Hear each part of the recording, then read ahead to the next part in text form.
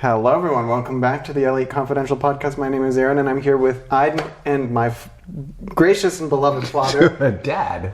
How are you guys doing? Yes, that's his name now, his Dad. I'm doing great. How about you, Dad? I'm doing good. See, and that is my name, Dad. I'm wonderful. Yes. We're still in Paris. So that brings us to our question of the week. Because I want to show you this picture, because we were walking along the Seine, and we saw this. This is... Check this out, guys. Aiden, you weren't with us, but Aaron was. Thank God. People were swimming in the Seine. Mm-hmm. Yeah.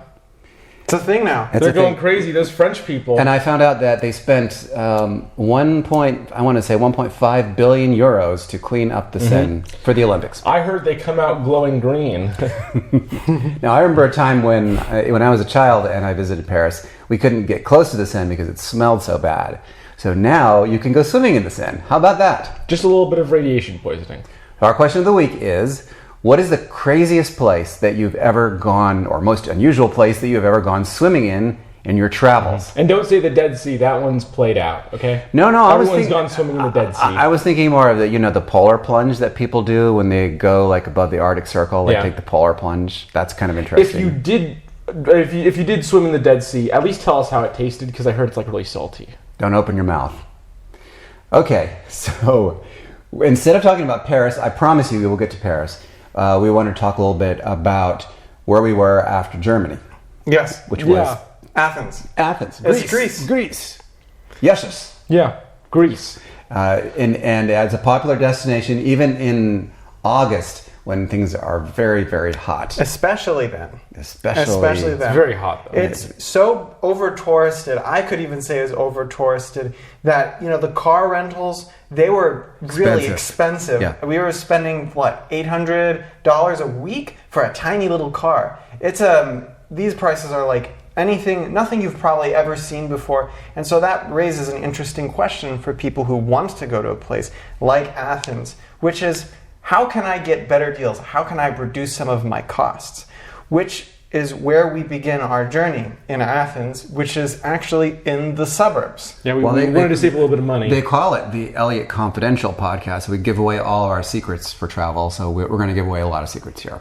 Yeah, like how to save money. Because how to save money. When you go in the middle of the city, it's very expensive, and you go out of the city, it's less expensive, and then you have to take a train in. So is it worth it to take the train? Well, we're going to talk about that today. You're getting ahead of yourself. All right, so where did we stay? We had two places, right? There were two places, and we were luckily right next to a train station in each of them. Yes. The first one was a little suburb called Aia Paraskevi, and the other one was Kifisia. Yes. Now, when you think of the suburbs, you're probably thinking of a place with just lots of homes and really no facilities whatsoever. But I think that that's one thing that you might be surprised to know, that actually there are lots of really good utilities there. There are restaurants, there are grocery stores, there's a lot, really anything that you need, and it's within walking distance. Yes. So you don't necessarily even need to rent a car if you're staying in the suburbs. Yes, plenty of yummy restaurants. We went over to get some falafels. Yeah, no, and the falafels were surprisingly cheap. If you get gyros... Whenever you say gyros, they get offended. Gyros. Whatever, however they pronounce it, I don't even freaking care. Gyros. They're very inexpensive. You go around, you get a gyro, it's like $3.50 to $4.50. It's not even that expensive at all. It's almost a meal. Sometimes they come with fries. We actually got one for $4.50 that came with fries. Super yummy. We're becoming a food podcast And now. it also filled you up in your tummy. Like, that was really fun. The prices in Greece are actually quite cheap once you get past the stuff that's overconsumed by tourists. Yes. Which includes housing and probably also transportation, so car rentals. I will say, if you go at the time that we went, you have to make sure that the place has air conditioning. Oh, yeah. They all have air conditioning. The air conditioning saved it. Like, we were out there, it was so hot, so sweaty, so wet. And then you go back into the... It was dry. Well, no, we were wet, I mean. Yeah, okay. Yeah, we were sweating wet and sweaty. And then we went back into the rental, and we could cool off, and it was awesome and fun. Yeah. Let's start with some of the obligatory tourism shots. This is us in front of the big church downtown. Anything in this area here is going to be very expensive, all tourist prices. Yeah. I can't believe that I actually got the shot because it was a really busy day, and it was very crowded. And then suddenly it all cleared, and I said, guys, let's get this picture. This is Old Town. Yeah, this is in the Old Town. That's in Sparta. we're going to get to Sparta in a minute. That's we mix up the photos. But there are some real values in town, even in the center of town. One of our favorite places here was a place called Smack. We've talked about this 3 years ago in our podcast. It's kind of a combination of Turkish pizza and regular Italian pizza. Jeez, this really is becoming a food podcast. I know, it's totally my fault. Well, here's some... that's the hummus. Smack. Oh, so good. Sumac, so whatever good. you call it. Smack. Very sour, and I don't even know how to describe it. It's just really good, and it's filling too, because it has a bunch of hummus on it. Yes. And I love sour hummus. We stayed in a place, Blue Ground rental. We've talked about Blue Ground as well. Blue Ground offers kind of more extended stay places. We were lucky enough to be able to get this one for almost a week.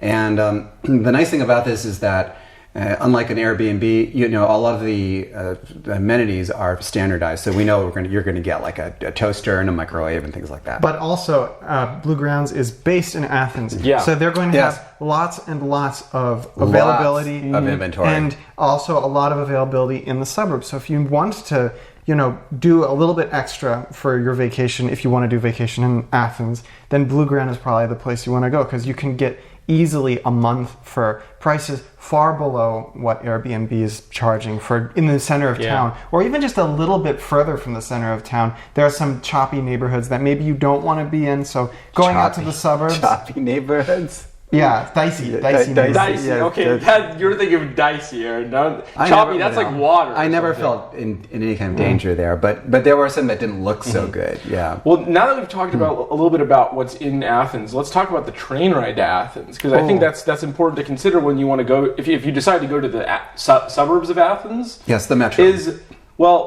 From both locations, there were different times to go into the center. The first one, it was only about 30 minutes. The other one was 45 minutes, but both of them only cost about $3.50 per person round trip. And that's another money-saving tip, is that you don't need to take an Uber. You can just use the metro, and it's very inexpensive. Yes, the only thing is that those metros, they're not air-conditioned, and they're quite loud, some of them. We stayed in another place called Kafisia. That was the town that we were in. Another Blue Ground rental. Here's some pictures, and it's a little bit more upscale than the other place that we were in. A lot of kind of trendy shopping and kind of outdoor mall areas, and closer to the mountains. It's really beautiful, actually. Here's a picture of the metro where we took the metro in. And so we did that, and then we rented a car over at the airport, and we drove down to Sparta. Yes. Now, there's only one piece of advice that you need to know. If you really want to go down to Peloponnese or anywhere, firstly, don't avoid tolls, because the toll roads are probably the best part. Like, the toll roads, they have, firstly, a lot of facilities with free bathrooms. It is going to cost you a lot of money. You can pay with credit card, but it's definitely worth it, because you're going to save hours. Otherwise you have to go over all the mountains. And also the road quality for the non-toll roads is just... Even for Kalamata, because there was a pretty direct road over to Kalamata that's more direct than the toll roads, but you're going to die on that road. Wow, we went on that road, we were about to die like 4 times, all the hairpin turns. I mean, the view is great, but I mean, Jesus Christ.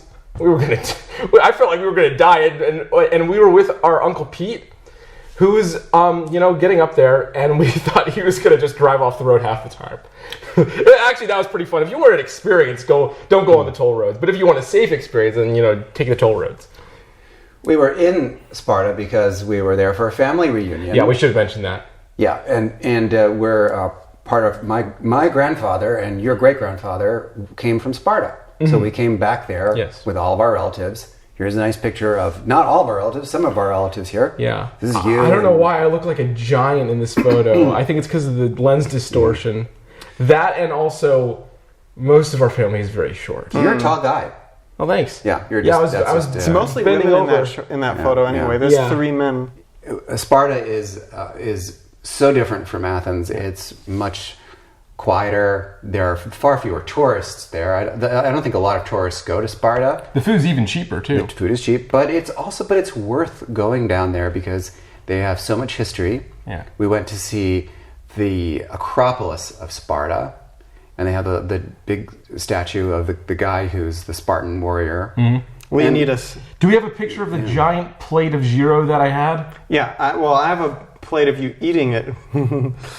That was crazy. That was like it was. Let's talk I think about food. nine Let's euros for that giant, massive plate that I could never finish. Let's talk about food. Because I think let's go there. Greek food is something that you don't want to miss. Greek food is awesome. Yes. So, Aaron, please take us through these, because you took some really good food shots. So take us through these. Yeah, these look Firstly, good. that's not my food shot. I was like, that looks like a stock photo. It's a stock photo. Okay, so but that's the cookie that we ate, though. I have other pictures of that. Greeks love really sweet pastry cookie things. A Greek bakery is not something to laugh at because although it is not French or German, it's something completely different. Yeah. These are pastries and goods that you're meant to eat with something else. So, for example, the desserts, you're supposed to eat that or drink. Yeah, you're supposed to drink it, eat it with coffee.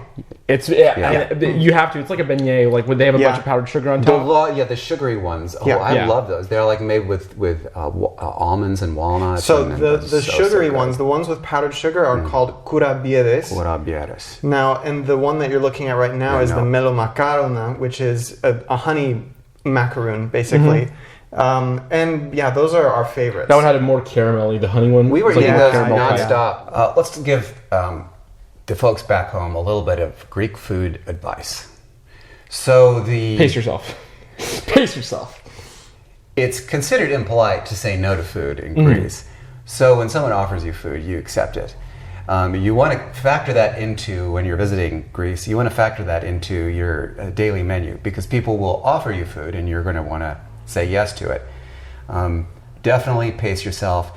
The biggest meal of the day is dinner, right? Yes. Everyone is. Dinner starts at around 11 p.m. Yes. And it never ends. Yes. It's the Mediterranean. Yeah. And the food just keeps coming. In fact, we were at an Egyptian restaurant in Paris today, totally off topic, and he said, if you leave my restaurant and you're not full, it's considered offensive. Hey, that's for the next podcast. But I We're said, getting ahead of ourselves. But I said to you guys, that's actually not just. It's Mediterranean. It's Mediterranean. It's not just Egyptian. The whole area. If you leave a Greek restaurant and you're still hungry, it's considered rude.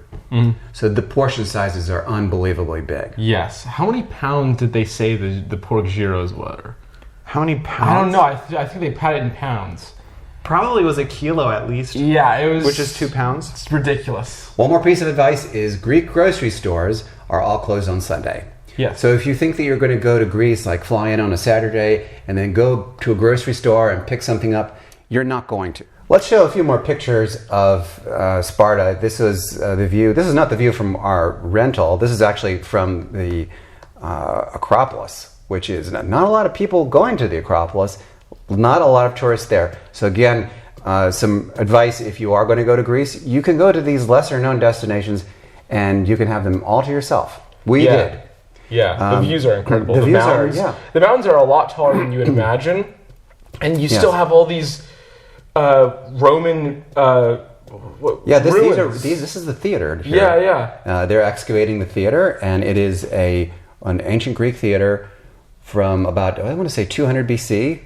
Really old. And you can even see the little blocks that still have all the text in ancient Greek on it, and it's so cool to read. Which no one can read. And we were with Paula, who was guiding us, our cousin. She put together the family reunion, and she actually could read a couple of the signs on there, and I thought that was so cool that, it's the same writing system, but it's just a totally different ancient language, but you can still kind of like see how it was pronounced a little bit. I just thought that was so cool, because she just went up to this block, this ancient Roman block, that looked like, like hieroglyphs or something. Yeah. To me, at least, and she was like, "Oh yeah, this is pronounced like this, and I think that one's pronounced like that." I was like, "This is so cool!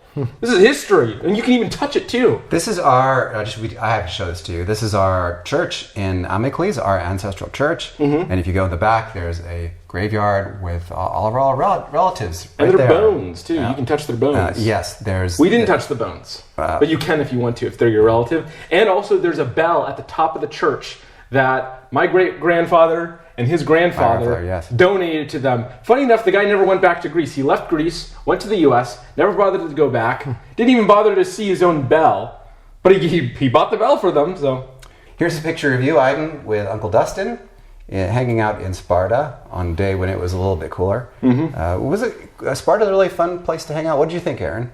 I like Sparta. Honestly, I think I would have liked to have spent more time in the mountains. I would have liked to also, there were certain Greek foods that I would have liked to try more of. I think the one thing that I realized when I was there is that Sparta is a huge agricultural center.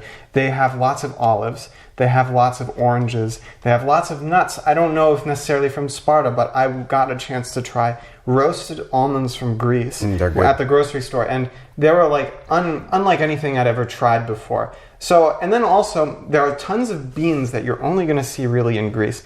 For example, fava. You'd be surprised with all of the different dishes that they make with different kinds of beans. You've got the enormous beans, which they call gigantes, which is funny, the giant beans. That sounds exactly like Latin. Gigantes? Gigantes. I think it's gigantes. Oh, it's almost like the languages have a history of intermingling. Yeah. So in any case, I would have really liked to see more of the vegetarian Greek cuisine myself, and I would have liked to try more of the produce because that's what they're known for there down in Sparta. Yeah. One thing I don't want to try, though, again, is the freaking Greek coffee. Ugh. Oh, okay, yeah. Here's a picture of the Greek coffee. But I have to explain, we already alluded to this earlier, I didn't get it sweetened. If I'd gotten it sweetened, it would taste different. But, it might. But it is very thick, and it has the grounds at the bottom. Coffee grounds in it. Like the Turkish coffee. That's awful. But, here's another picture of them making these delicious cookies. Yeah, those things aren't going to save that. I had it with regular coffee. Eat the cookie, and then you drink the coffee. That's how you do it. It's really very good. Those didn't save it for me. I can't have Greek coffee. The grounds, the graininess in your mouth, I can't stand it. It's awful. Sorry. I know I'm fake Greek right now. I'm supposed to be son of Greece, but I can't handle the Greek coffee. One last excursion before we left Greece was we went out to Kalamata. Kalamata is famous, of course, for its olives. The Kalamata olives. They also have a beach. But they have a beach there. Mm-hmm. Yes. And it's a lot more beautiful than the Athens beach. There's no industry, and it's not awfully polluted. It's actually quite a beautiful beach. If you want to go to a beach in Greece, I think Kalamata is a much better option than Athens. We went there at the peak of tourist season, so we were there in mid-August to late August. And it wasn't even that bad. It wasn't even over touristed in Kalamata. You can see there are not a lot of people there. So, it was great. Again, if you're looking for something a little bit off the beaten path, this might be a really good option. And if you like olives, too. Almost every day we went and picked up some kind of Greek pastry or Greek cookies. Aaron, here's you with your trove of... Can you tell us what you have here in this picture? I honestly don't know. I know that those are kuravias and those are melomakarona, and then there's some sort of carob cookie. So carob is a type of bean that they extract the syrup from, and they use that for sweetening things. That's all you really need to know. Carob it's just like a sugar substitute. It's like molasses. Think of it that way. So they're like molasses cookies, basically. And last but not least, because we went to Sparta, here's the picture of the Spartan warrior. Yeah, they got a lot of statues of hot guys around there. This guy was, and anyway. Look at those muscles. That's really defined. He must have not drank water for a couple days before that. Anyway, well, let's read your comments from last podcast. Let's see the interesting comments from everyone that they left. In our last podcast, we were in Eastern Germany. We actually got a couple of comments off the record from people who said, we're really sorry you didn't like Eastern Germany. In fact, I don't think we actually said we didn't like Eastern Germany. We said something like it wasn't Western Germany, but it was... No, all we said was Western Germany is better. Not that Eastern Germany is bad. Eastern Germany is just fine. There were parts but Western Germany, they just... There are parts of Eastern Germany that we like more than other parts, but I think that you can say that for almost anywhere. Yeah, exactly. And I even said I would go back to Berlin. I love Berlin. Mm-hmm. Our question of the week, though, was worst flies ever. Worst bugs. Yeah. Worst bugs ever. Bites. We still have our bug bites from last podcast. It's ridiculous. Yeah, I know. They're still here. So... we asked you what for your stories about the worst bugs when you were traveling, and we got a lot of comments on that. And for context, this is because we got really bitten up last podcast in our last apartment. For some reason, there was just a bunch of insects there. I figured out why. They had there was a gutter and it was clogged up, so the rain had collected and the mosquitoes were nesting right below our window. Wow. So they all came in through our window. That's awful. That's like Hunger Games level. You know what I'm talking about in Hunger Games? You don't know the scene? They'll know what I'm talking about. Dorothy says her worst bug experience was in Egypt. The flies were awful. It was worse than India, Borneo, rainforest, worse than anywhere. I was practically bathing in strong insect repellent each day. Hey. Oh, I feel you. I know what that's like. We had to put on so much insect repellent and it smells awful. That was the only way to fend them off, I had to keep them at bay. Yeah. Judith writes, Hawaii, flying 3-inch cockroaches. The Big Thicket National Reserve in East Texas. Clouds of mosquitoes. North Padre Island on the on the Texas Gulf Coast. So many mosquitoes we didn't dare open the car windows driving through, and they were big. Wow, that's a long list there. This lady's well traveled. Jeez, wow. Yeah, well, that's really cool. She travels with the bugs. Okay, that's funny. Oh boy. Oh, here, let me do one. Sheila says Tahiti. Rooms are open air, and the bugs like to share your bed. Oh, that's not good. That's... and boys, we are headed to the South Pacific soon, so we better bring the bug repellent with us. Yeah, and if there's no AC, then you probably are going to be fully exposed, because you're not going to want anything on you while it's like, 70 degrees, 75 degrees. Oh, yeah, that's when they come to feast. Oh, yeah. Marty and Pete says, White Mountains in Arizona. We went glamping, which is like going on a permanent tent structure and staying there, and it was full of hundreds of ants. The property manager came to spray them thinking that'd work, but we got a refund on the spot. Oh, nice. Hey, you guys are reading my other website, elliot.org, where I tell you how to get a refund for things like that. Yes. Well, Diane writes, Cuba in high summer, when all the flying insects were joined by many fleas on the dozens of unclaimed dogs and cats rubbing against us while we ate at the outdoor cafes. Oh, no. I had 60 bites one night when I counted as I rubbed on calamine lotion. That's horrible. Yeah. When we were in Greece, we fed the cats, and they were so cute, and we didn't get bug bites. So the friendliest cats that were in Turkey and Cyprus. Yep. Maybe go to Greece next time. Sorry, I'm partial because I'm Greek. Okay, Kathy says, hands down, the buggiest place we ever went was the Amazon River. Bugs the size of dinner plates bulk up on the windows, trying to desperately get to you. The size of... Oh God, this sounds like a horror movie. This sounds like Alien Invasion. It's terrible. Well, it's like that TV show about aliens coming to Earth. Oh my God. Last but not least, Judy says, most annoying were the cedar gnats, also called no-see-ums, in southern Utah and northern Arizona. Hey, Arizona's doing pretty well here. They're usually only around for about 6 weeks, but if you scratch a bite, it will itch for days and weeks. Not the biggest or probably the baddest. She says, I've survived MN, which I assume is Minnesota mosquitoes, but really annoying. I thought that the worst mosquitoes were in Alaska. They're the state bird of Alaska. Yeah. Well, I haven't experienced bad mosquitoes in Alaska. I mean, I think the worst mosquitoes I experienced was this one time when we were in Olympia National Forest. One day, it was a heat wave. We went up a mountain, and the bugs were like chasing me. They were following you. There was one racing around my head like it was a NASCAR route. It was crazy. Wait, Olympia National Forest, is that near Olympia, Washington? Yeah. Oh, God. Yes, yeah, stay away from that whole area. Okay. Sorry. Well, we had a horrible experience. We went to Olympia once, and we were like, never. Oh, yeah, that place reminds me of Brazil. Okay, all right. That's a good comparison. We will be in Paris again next week, and this time we will tell you more about our most recent adventures in Paris. We're really looking forward to it. We've been saving up all of our information, taking pictures, and we can't wait to share everything with you in our next podcast. Don't forget to tune in, but also don't forget our question of the week, which is, what is the strangest place that you've ever been swimming in? We would love to know. Whether it's the taking the polar plunge or swimming in, the thermal baths in Germany or wherever. It's there's plenty of weird places to go swimming. Yeah. So let us know. Leave your comments down below. And we'll see you next week. Let us know. Bye-bye. Bye. Ciao. Tschüss. Bye.